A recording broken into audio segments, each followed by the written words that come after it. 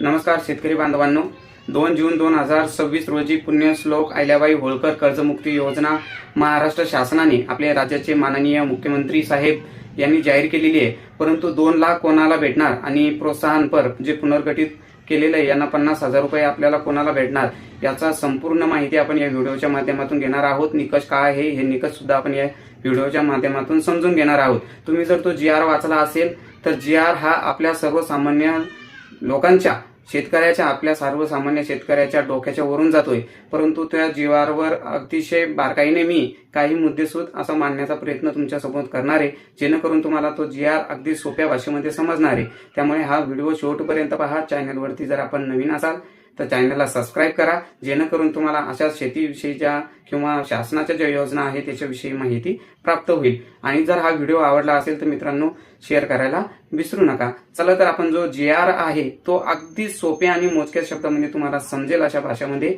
समजून सांगतोय की आपण त्यामध्ये बसतोय किंवा नाही। हा GR जो आहे तो आपण आता समजून घेऊया। चला शेतकरी मित्रांनो बघा, पुण्यश्लोक अहिल्यादेवी होळकर कर्जमुक्ती योजना 2026 हा जो GR आलेला आहे, हा शासनाचा GR 2 जून 2026 रोजी आलेला आहे।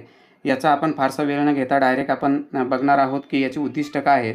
तर याची उद्दिष्टे अशी आहेत मित्रांनो की जे शेतकरी आहे त्या शेतकऱ्यांना 2 लाखापर्यंत आपण इथं बघू शकता 2 लाखापर्यंत कर्जमाफी आणि नियमित जे कर्ज फेडणारे आहेत नियमित कर्ज फेडणाऱ्याला 50,000 प्रोत्साहन लाभ देण्यात येणार आहेत। आता हा लाभ कोणाला आहे काय याचे जे मुख्य निकष आहेत हे निकष सुद्धा आपण या ठिकाणी समजून घेणार आहोत। आता यासाठी पहिले पात्र शेतकरी कोणते त्या पात्र शेतकऱ्याचा आपण आढावा यामध्ये घेणार आहोत। तर पात्र शेतकरी या ठिकाणी बघा की पात्र शेतकरी जे आहेत ज्या शेतकऱ्याचे पीक कर्ज थकीत आहेत त्यांना जास्तीत जास्त 2 लाखापर्यंत कर्जमाफी दिली जाणार आहेत।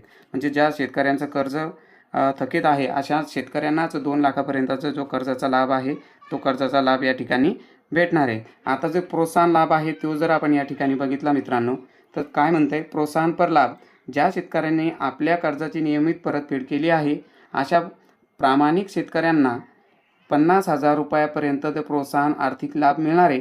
परंतु हा 50,000 रुपये जो लाभ आहे हा लाभ कोणाला भेटणार आहे आणि 2 लाखापर्यंत कोणाला भेटणार आहे ही संपूर्ण माहिती आपण या व्हिडिओच्या माध्यमातून पुढे बघणार आहोत। त्यामुळे व्हिडिओ शेवटपर्यंत पहा मित्रांनो।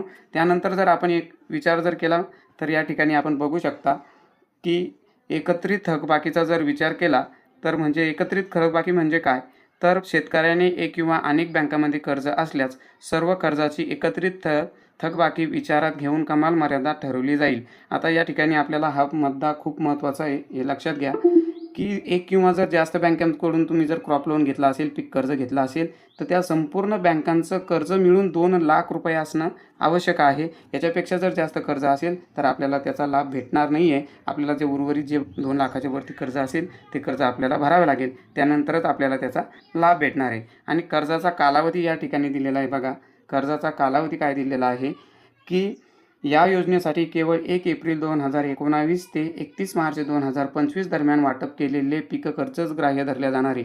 ही तारीख लक्षात घ्या मित्रांनो, त्याला हायलाईट करतो मी।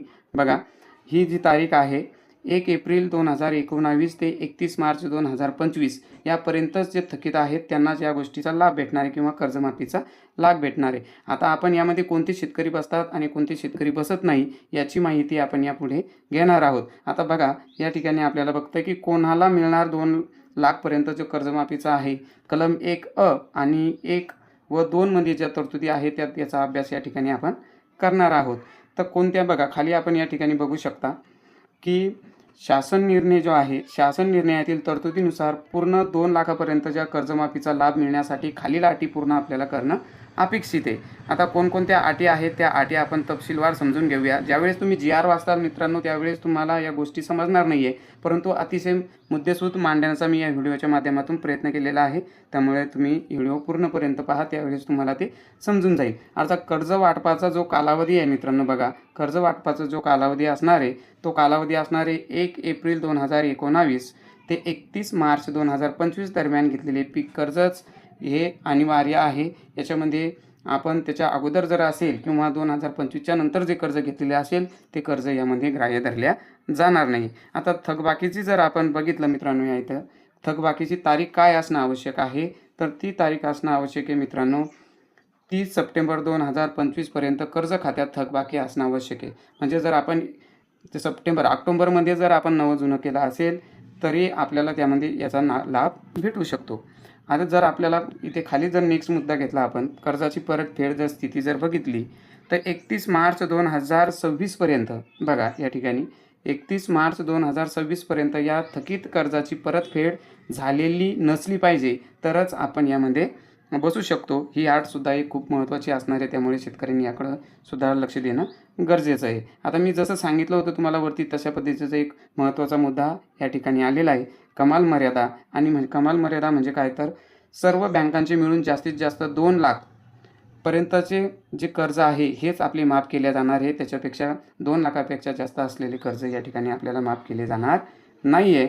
आता जर आपण सर्वात महत्त्वाचा जो या व्हिडिओचा महत्त्वाचा मुद्दा आहे तो आता आपण सुरुवात करणार आहोत.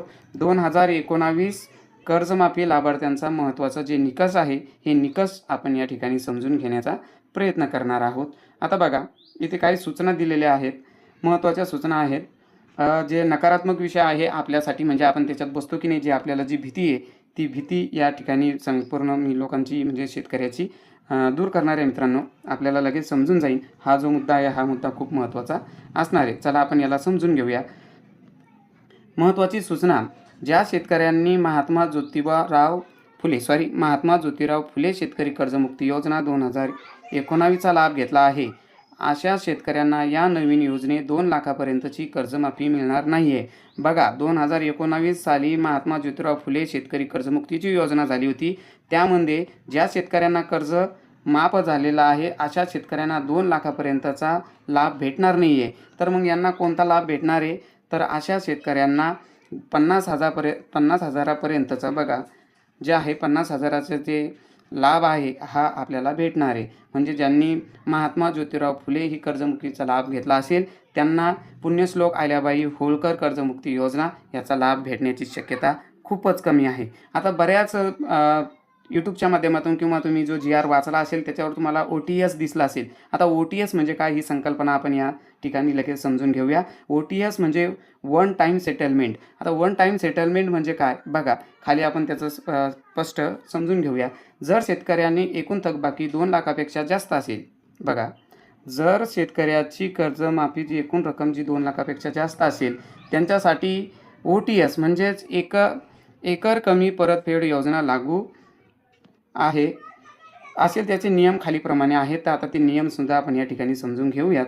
पहिला जो नियम आहे शेतकऱ्याला 2 लाखावरील अतिरिक्त असणारी संपूर्ण रक्कम जी आहे ही स्वतः बँकेत जमा करावी लागणार आहे. म्हणजे 2 लाखाच्या वर जर आपलं कर्ज असेल तर ते कर्ज आपल्याला अगोदर भरावं लागणार आहे, व्याजासहित परतावा करणार आहेत तरच आपल्याला त्या 2 लाखाचा फायदा होणार आहे. सेकंड जर आपण येथे महत्त्वाचा दुसरा मुद्दा जर बघितला शेतकरी मित्रांनो तर ती जी अतिरिक्त रक्कम आहे ती रक्कम आपल्याला 2 लाखापर्यंत कर्ज मंजूर केली जाईल हे सांगा, हे महत्त्वाचं आहे. ती अतिरिक्त रक्कम भरल्यानंतरच, हा मुद्दा खूप महत्त्वाचा असणार आहे, ती रक्कम भरल्यानंतरच आपल्याला 2 लाखापर्यंतची.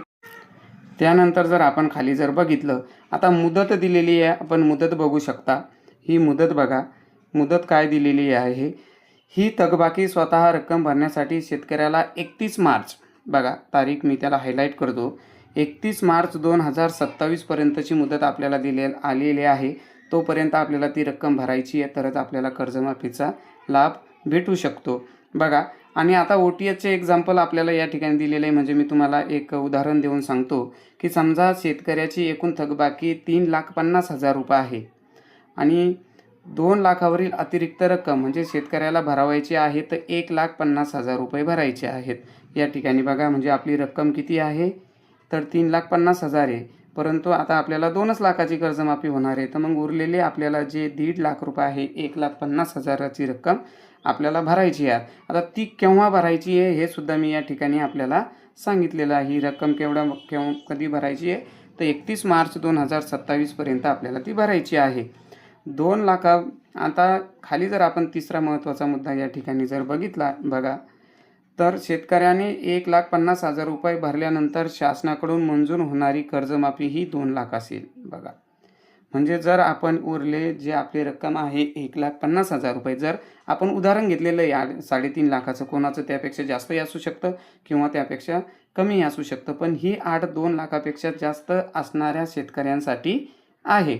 आता जर आपण पुढे जर बघितलं की 5व्या नंबरचा जर आपण या ठिकाणी अभ्यास केला तर बघा काय अनुत्तरित जे प्रश्न आहेत किंवा मर्यादा आहेत 2019ची जी पूर्वीची कर्जाची काय आहे, ही संकल्पनासुद्धा मी अतिशय मोजक्या आणि कमी वेळामध्ये तुम्हाला सांगण्याचा प्रयत्न करतो आहे. त्यामुळे व्हिडिओला कंटिन्यू चालू ठेवा. जर तुम्ही मधामध्ये स्किप केलं तर तुम्हाला ते समजणार नाही आहे.